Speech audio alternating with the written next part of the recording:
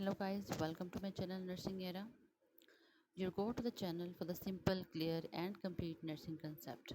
आज हम बात करने वाले हैं एक बहुत इंपॉर्टेंट और कॉमन क्लिनिकल टॉपिक पर जिसका नाम है nursing care plan for fracture यानी हड्डी टूटने की पेशेंट की नर्सिंग देखभाल। फ्रैक्चर्स हर वार्ड या इमरजेंसी में कॉमनली देखने को मिलते हैं, इसीलिए ये एनसीपी आपकी theory exam, clinical practice and viva के लिए बहुत हेल्पफुल है। तो चलिए शुरू करते हैं आज का लेक्चर इजी लैंग्वेज में step by step. Okay, first of all we will see that what is the meaning by fracture, कि फ्रैक्चर क्या होता है। स्टूडेंट्स, फ्रैक्चर जो है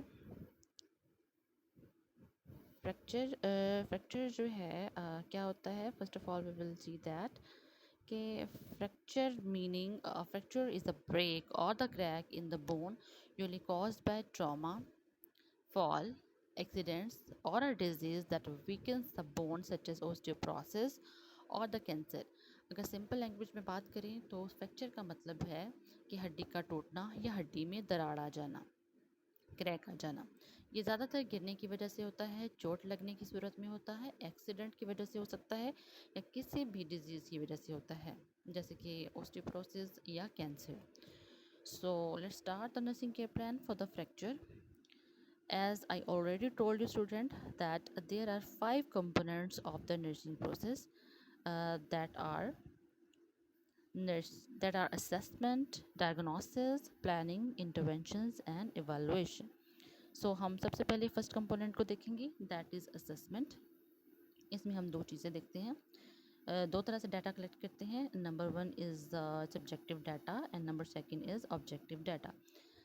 सब्जेक्टिव डाटा एक ऐसा डाटा होता है जो कि पेशेंट हमें बताता है, पेशेंट कंप्लेन करता है, पेशेंट क्या करता है, रिपोर्ट करता है कि उसे किस तरह के साइंस आ रहे हैं रिलेटेड टू द डिजीज़। तो फ्रैक्चर के नर्सिंग के प्लान में पेशेंट हमें क्या रिपोर्ट करेगा, क्या कंप्लेन करेगा, दैट सीवियर पेन जो है at the site of injury, कि पेशेंट को जहाँ पर इंजरी हुई है, इधर हैंड में, आर्म में हुई है, पाँव में हुई है, तो उस साइड पे, इंजरी की साइड पे सीवियर पेन होगा पेशेंट को, उसकी कंप्लेन करेगा। उसके बाद inability to move the affected limb, कि जो भी अफेक्टेड लिम्ब है, जहाँ पर भी जिस भी लिम्ब पर फ्रैक्चर हुआ है, तो वहाँ पर क्या होगा कि वो प्रॉपरली मूव नहीं कर सकेगा। Reports the history of fall और द ट्रॉमा, कि वो क्या रिपोर्ट करेगा कि ये जो इंजरी हुई है तो वो किस वजह से हुई है, या तो गिरने की वजह से हुई है या फिर ट्रॉमा की वजह से हुई है। उसके बाद हम बात करते हैं ऑब्जेक्टिव डाटा की, जो कि नर्स या डॉक्टर खुद ऑब्जर्व करते हैं। तो जो है, जब फिज़िकल एग्जामिनेशन पेशेंट का किया जाएगा तो जो है नर्स या डॉक्टर क्या देखेगा कि स्वेलिंग है एंड ब्रूजिंग है at the site of injury, की इंजरी की साइड पर स्वेलिंग है और ब्रूजिंग है, जो भी अफेक्टेड लिम्ब है वहाँ पर क्या है कि स्वेलिंग देखने को मिलेगी और ब्रूजिंग यानी कि ब्लूइश डिस्कलरेशन हो रही होगी। उसके बाद क्या है कि डिफॉर्मिटी और the abnormal position of the limb, कि जो नॉर्मल पोजीशन है लिम्ब की वो नहीं होगी, एबनॉर्मल हो चुकी होगी और डिफॉर्मिटी होगी, प्रॉपर जो स्ट्रक्चर होता है, एक प्रॉपर अलाइनमेंट होती है, वो डिस्टर्ब हो चुकी होगी। उसके बाद क्या है कि लिमिटेड मोबिलिटी और इमोबिलिटी, या तो वो बहुत कम हरकत कर रहा होगा अपनी लिम्ब को, या फिर मुकम्मल तौर पर इमोबाइल हो चुका होगा। एक्सरे कंफर्म करेगा that this is the bone fracture, कि पेशेंट को का जो है वो हड्डी का फ्रैक्चर हो चुका है, एंड पॉसिबल ब्लीडिंग और ओपन वुंड। एंड बहुत सीवियर केसेस में ऐसा हो सकता है कि पेशेंट जो है साइट ऑफ इंजरी से ब्लीडिंग भी हो रही होगी और ओपन वुंड भी होगा। ये था असेसमेंट, जिसमें हमने साइन सिम्टम्स देखी, जो कि पेशेंट ने हमें कंप्लेन किए, पेशेंट ने रिपोर्ट किए, और as a nurse and a doctor हमने जो ऑब्जर्व किए। उसके बाद हम बात करते हैं डायग्नोसिस, और ये डायग्नोसिस बच्चों आपने याद रखना है कि नंदा की नर्सिंग डायग्नोसिस ही लेनी है। सो यहाँ पर जो है ऐड क्या है, acute pain related to fracture and muscular spasm, कि एक्यूट पेन जो है रिलेटेड टू के बाद जो है हम लोग कॉज ऐड करते हैं, एटियोलॉजी ऐड करते हैं। तो क्या कॉज है एक्यूट पेन की, यहाँ पर फ्रैक्चर की वजह से उसको एक्यूट पेन हो रहा है, as evidenced by patient verbal reports of pain, के पेशेंट वर्बलाइज कर रहा है कि उसका जो पेन स्केल है वो 8/10 है। ठीक है बच्चों। उसके बाद क्या है कि हमें क्या साइन सिम्टम्स देखने को मिलेंगे, and the limited mobility of the affected limb, कि जो अफेक्टेड लिम्ब है वो प्रॉपरली मोबाइल नहीं है, अच्छे से हरकत नहीं कर रहा। तो ये था डायग्नोसिस फॉर द फ्रैक्चर। उसके बाद हम बात करते हैं प्लानिंग की।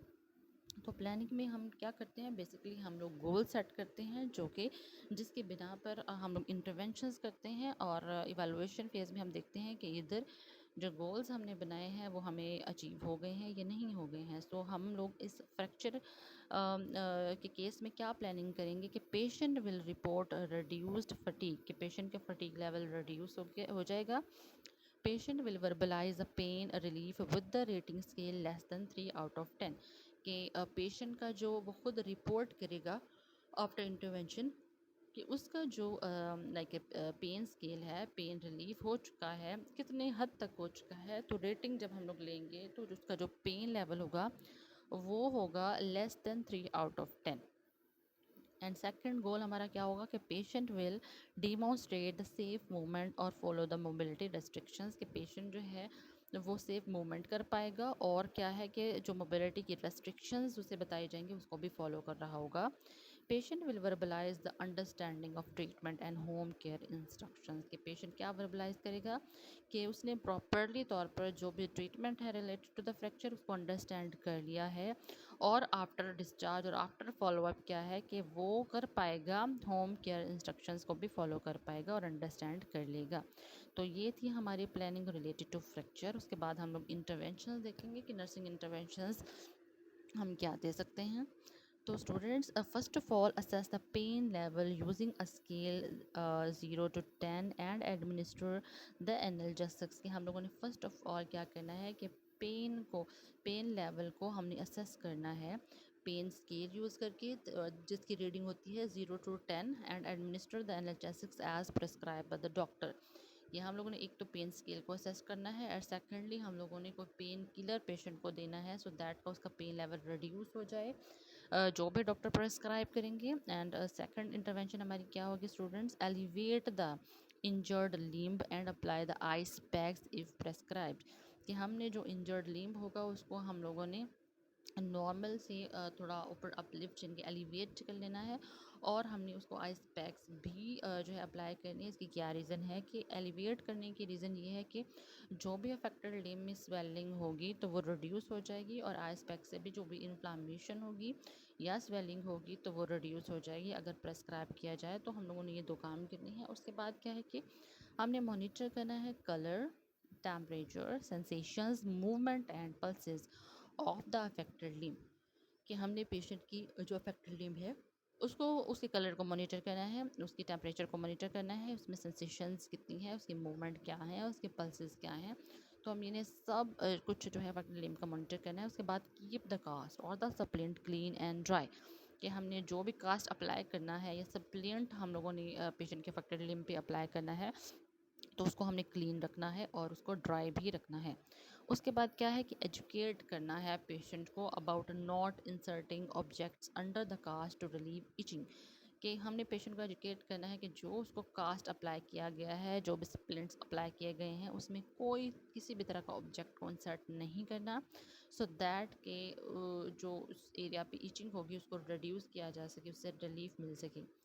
And after that encourage the passive and active range of motion exercises, कि हम लोगों ने इनक्रेज करना है कि हम लोगों ने खुद भी उसकी हेल्प करनी है और पेशेंट को भी इनक्रेज करना है कि वो एक्टिवली भी जो रेंज ऑफ मोशन एक्सरसाइजेज हैं उसको करे, एंड फॉर अफेक्टेड लिम्स, जो कि अनअफेक्टेड लिम्स के लिए है। और उसके बाद है maintain the proper body alignments and use of the assistive devices, कि हम लोगों ने प्रॉपर बॉडी अलाइनमेंट को भी मेंटेन रखना है, और असिस्टिव डिवाइसेस अगर ज़रूरत हो तो हम लोगों ने उसकी हेल्प के लिए असिस्टिव डिवाइसेस भी यूज़ कर लेनी है।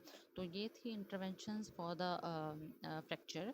उसके बाद हम लोग लास्ट में जो कंपोनेंट है वो है इवैल्यूएशन, जिसके अंदर हम देखेंगे कि इधर हमारे हम लोगों ने रिजल्ट्स को चेक करना है कि इधर जो हम लोगों ने इंटरवेंशंस दी हैं वो हम उसमें कामयाब हुए हैं, या जो हम लोगों ने जो गोल सेट किए थे वो हमें अचीव हो गए हैं या नहीं हो गए हैं। तो इस बेस में हम लोग ये देखते हैं।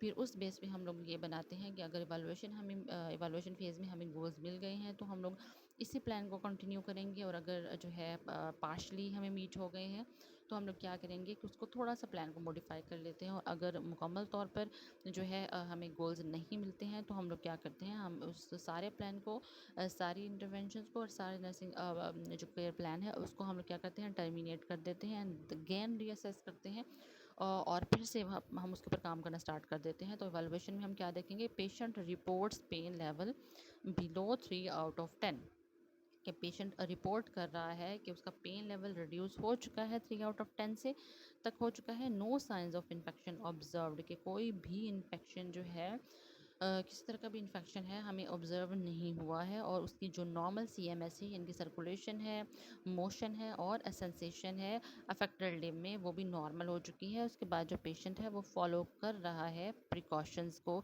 जितने भी सेफ्टी प्रिकॉशंस हम लोगों ने उनको उसको बताई हैं वो उसको भी फॉलो कर रहा है। उसके बाद जो है पेशेंट एक्सप्लेन कर रहा है होम केयर इंस्ट्रक्शंस को एक्यूरेटली, जो कि हम लोगों ने पेशेंट को बताया है कि किस तरह की सेफ्टी प्रिकॉशंस उसने करनी है अफेक्टेड लिम्ब को लेते हुए। तो हम क्या देख रहे हैं कि पेशेंट जो है वो एक्सप्लेन कर रहा है होम केयर को इंस्ट्रक्शंस को प्रॉपर तौर पर, और हम एंड में क्या देखते हैं कि हमने जो प्लानिंग बनाई थी, जो गोल सेट किए थे, तो वो हमें मिल चुके हैं। तो students, I hope you like this video. If you get any single information from this video, please subscribe to my channel and press the bell icon so that timely आपको जो भी न्यू वीडियोस आ रही हैं वो मिलती चले जाएं। और ये nursing care plan in very easy language में आपको बताया गया है। ये उन स्टूडेंट्स के लिए भी हेल्पफुल है जो कि पेपर से एक रात पहले पढ़ते हैं और वो चाहते हैं कि 85% मार्क्स को अचीव कर लें। सो आई होप कि ये वीडियो आपके लिए बहुत हेल्पफुल साबित होगी। और अगर आप मज़ीद वीडियोस इस तरह की चाहते हैं तो कमेंट बॉक्स में जाएं, कमेंट सेक्शन में जाकर आप ऐड करें जिस भी डिजीज़ के ऊपर आप नर्सिंग केयर प्लान जो है चाहते हैं। और उसके अलावा ऑल डिजीज़ पर नर्सिंग केयर प्लान इस चैनल पर मौजूद है, नर्सिंग एरा। सो आप जाएं, इसको सब्सक्राइब करें, और भी इंफॉर्मेटिव वीडियोस आपको टाइमली मिल सकें। Thank you so much.